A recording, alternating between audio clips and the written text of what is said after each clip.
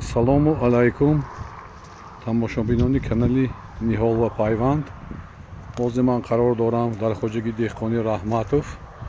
Чиҳеле ки ман дар наворҳои пешина гуфтам, хоҷагии деҳқони мо фақат бо парвариши ниҳолҳои мевадиҳанда машғул мебошем.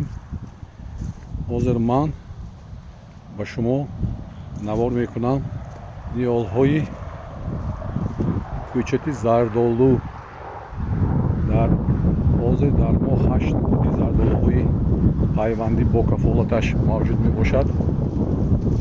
дар ин ҷо ана ҳозира ниҳоле ки ман навор карда истодам, ин ниҳоли зардолу сорти турецкий лучак мегӯянд.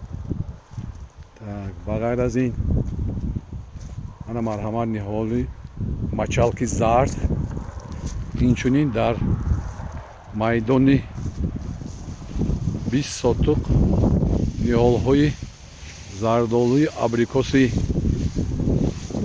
зард, абрикоси сурх, шишахурмоӣ, тоҷикои сафед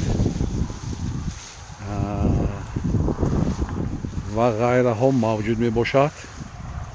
кафолати сифат дода мешавад. марҳамат ба ман ба алоқа бароед,